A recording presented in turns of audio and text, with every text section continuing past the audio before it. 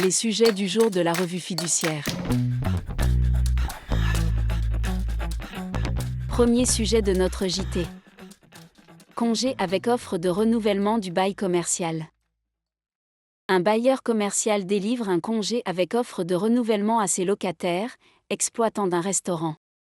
Mais le congé subordonne cette offre à certaines modifications concernant la contenance des lieux loués et les obligations d'entretien à la charge des locataires.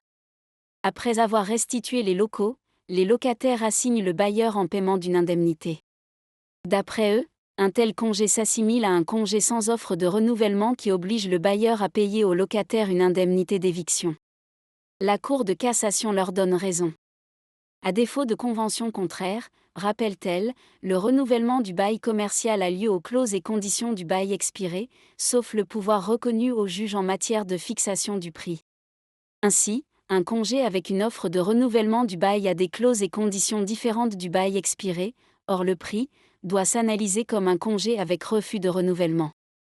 Un tel congé ouvre droit à une indemnité d'éviction pour le locataire. Deuxième sujet de notre JT. Activité partielle et APLD à Mayotte.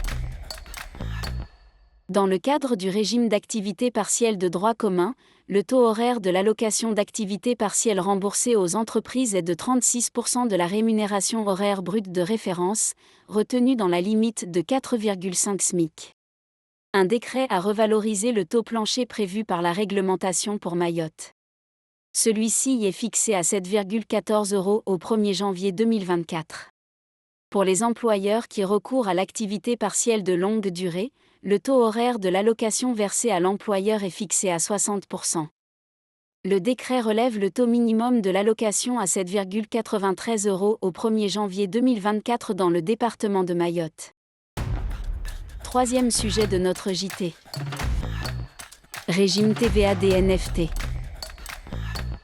Les jetons non fongibles, dits NFT, en anglais, sont des fichiers informatiques uniques, créés et stockés sur un registre numérique de suivi des transactions.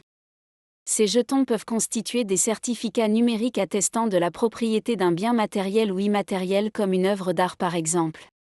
À l'occasion d'une mise à jour de sa doctrine, l'administration intègre les réponses apportées dans le cadre d'un rescrit fiscal sur les règles de TVA applicables aux transactions réalisées à l'aide de ces jetons.